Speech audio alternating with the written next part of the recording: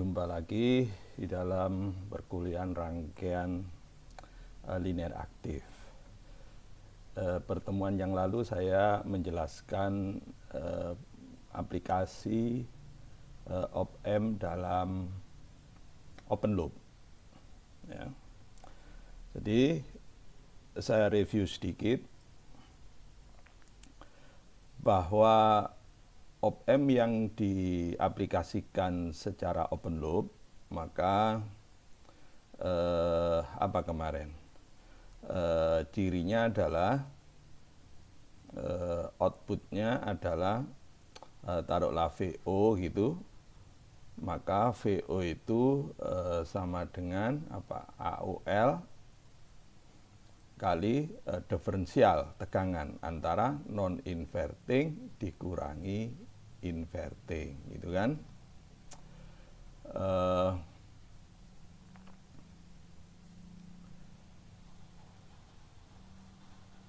Yang pertama, ini perlu diingat. Yang kedua, dari nama-nama kemarin yang sudah saya jelaskan, yaitu jika sinyal periodik itu masuk di inverting input, maka nama rangkaian inverting diawali dengan kalimat inverting. Kemudian jika non inverting input dari rangkaian tersebut terhubung ke ground, maka sinyal periodik itu akan di-compare dengan level tegangan 0. Yang ini sering disebut dengan rangkaian inverting zero crossing detector atau komparator. Ya, atau komparator. Itu. Jadi jika sinyal periodik masuk ke inverting, maka namanya diawali dengan inverting. Kemudian non inverting inputnya terhubung ke ground, maka inverting zero crossing. Kemudian jika sinyal periodik masuk ke inverting input dan non-inverting terhubung ke positif atau negatif voltage level, maka nama rangkaian tersebut apa? Inverting positif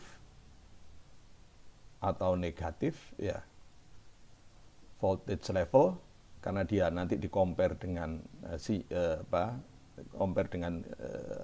voltage level ini, level tegangan, komparator. Ya, komparator. Ya. Jadi level tegangan bisa positif, bisa negatif. Komparator. Ini ya. Yang keempat, jika sinyal periodik masuk ke non inverting, maka nama diawali dengan non inverting. Ya, non inverting. Ya, non-inverting. Kemudian jika inverting inputnya terhubung ke ground, maka zero crossing, ya, komparator.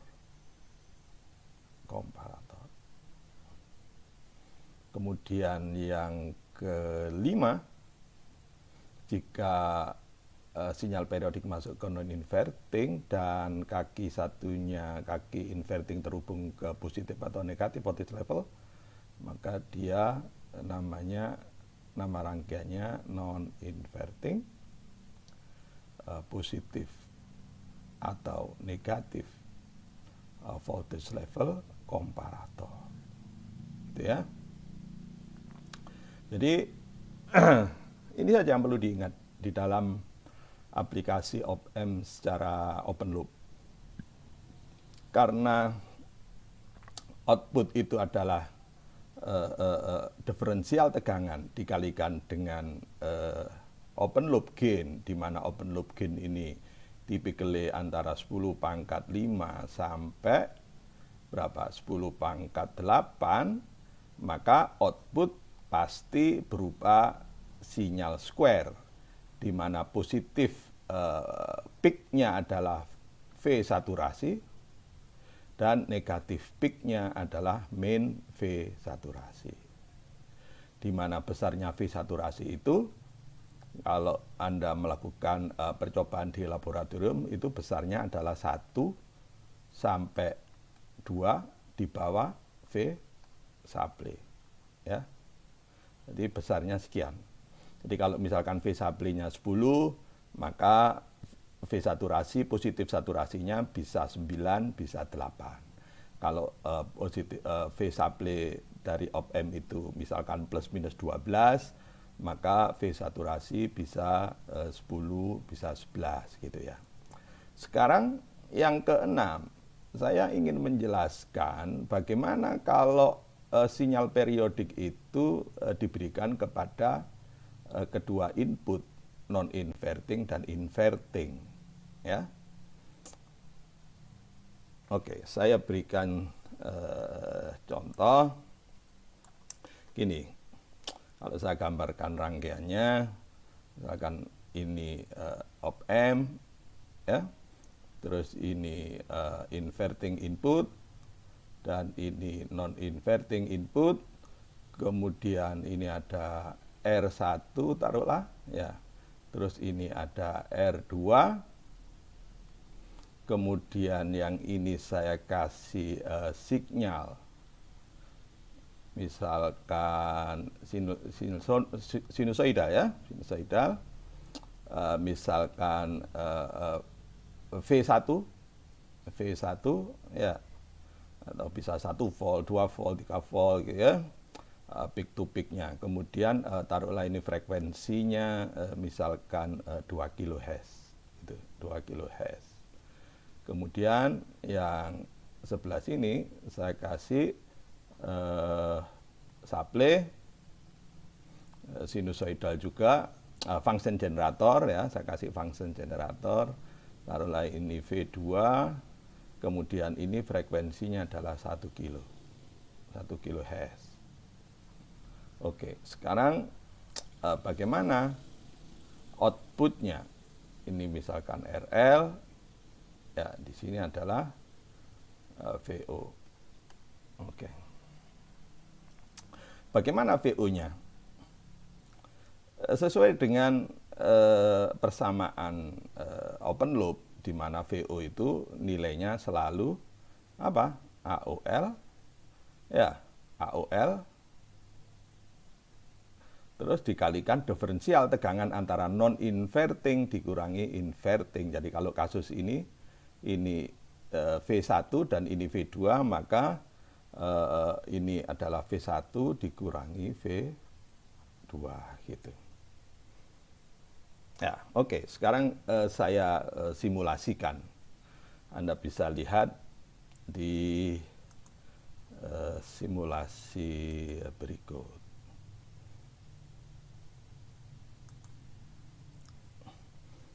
Oke, baik. Di sini akan saya simulasikan. Oke, maaf ya, saya kalau tadi di sini V1 ya, di gambar tadi itu di sini V1, sini V2.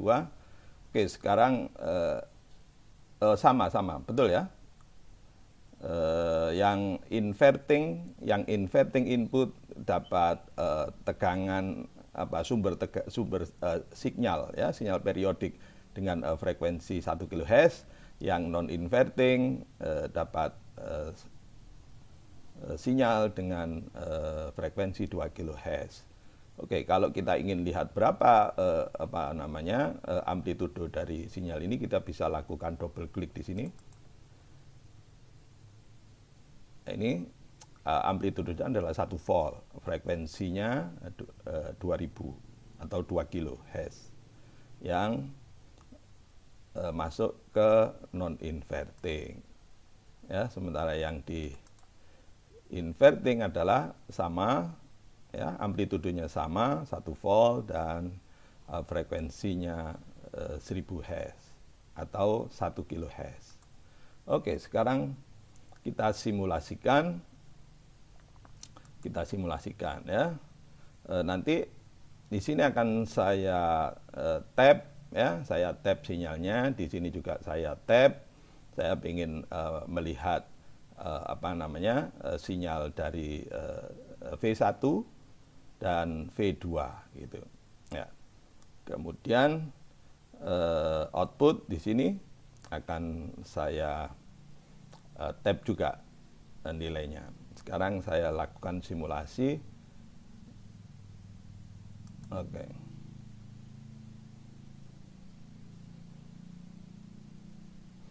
Kita tunggu.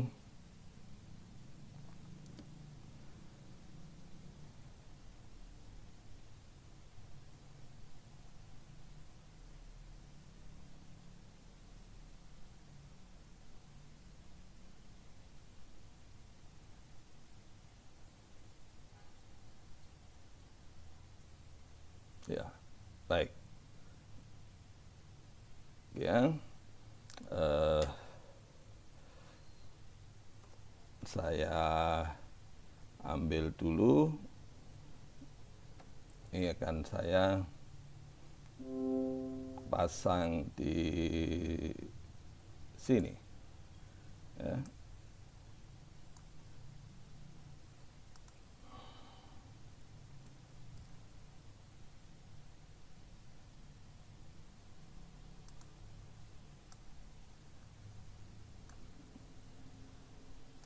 Oke, saya akan jelaskan.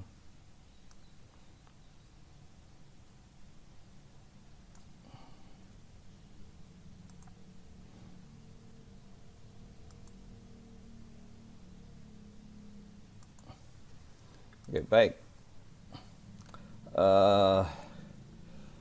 Demikian ya.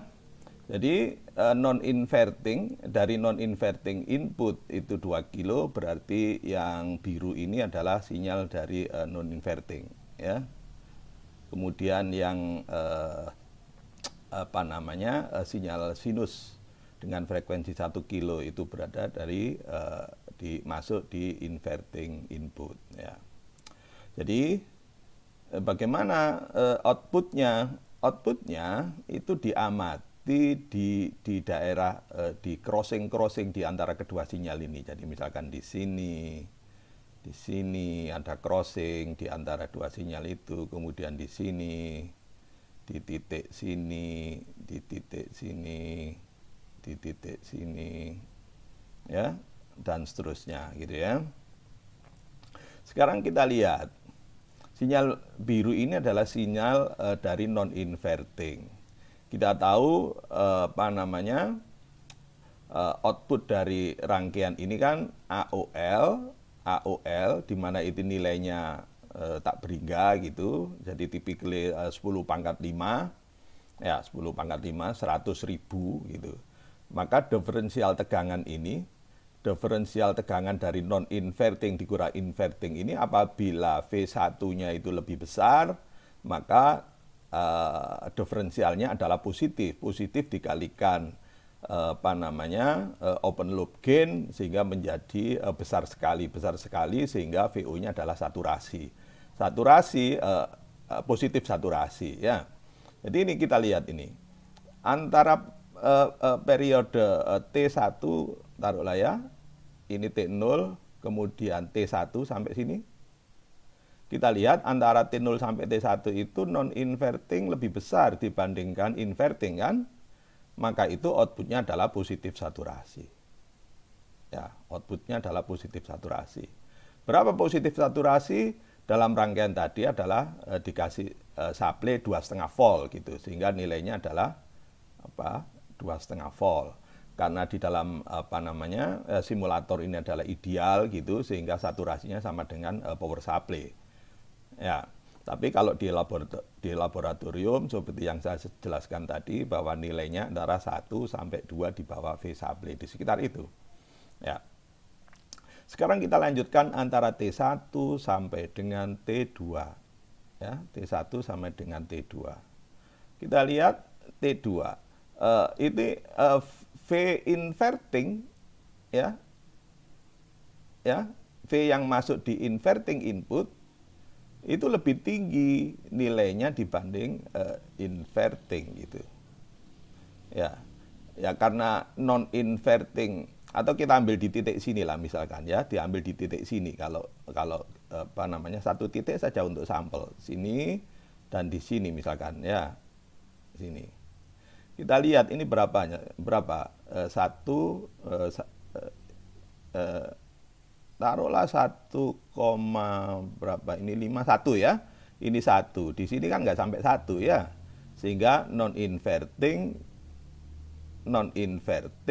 dikurangi inverting, non inverting lebih negatif kan ya, non inverting kan lebih negatif dibandingkan ini, jadi taruhlah ini -1 dikurangi -setengah gitu, sehingga hasilnya minus dikalikan AOL sehingga hasilnya min V saturasi, maka outputnya adalah min V saturasi gitu ya, itu. Kemudian yang ini non inverting, ya taruhlah di sini kita ambil sampel di sini misalkan ya, 1 misalkan. Kemudian yang ini kurang dari 1 ya, kurang dari 1, sehingga nilai diferensial antara titik ini adalah positif, sehingga nilainya adalah positif saturasi. Gitu. Ya. Di daerah yang sama ini adalah crossing dia, crossing dari negatif ke positif, kembali lagi ke negatif dan seterusnya gitu ya. Dengan mengamati di antara crossing-crossing ini, maka kita bisa menentukan nilai output dari komparator. Jadi komparator ini open loop komparator jika kedua inputnya, baik inverting input atau non inverting input, diberikan sebuah sinyal periodik, kedua-duanya diberi sinyal periodik dengan frekuensi yang berbeda untuk contoh kasus ini. Kalau frekuensinya sama, maka dari waktu ke waktu berhimpitan gitu ya, sehingga tidak ada apa namanya crossing ini, tidak bisa di-compare, sehingga outputnya ya nol saja semuanya gitu kalau misalkan sinyalnya itu sama gitu ya. Jadi kalau inputnya sama ya sama dengan apa namanya dua input ini di short gitu inputnya, terus dikasih satu sinyal gitu kan, sama saja juga kan gitu ya. Oke. Mudah-mudahan bisa difahami open loop komparator, jadi aplikasi penerapan op-amp dalam kondisi terbuka, maksudnya adalah tidak ada feedback.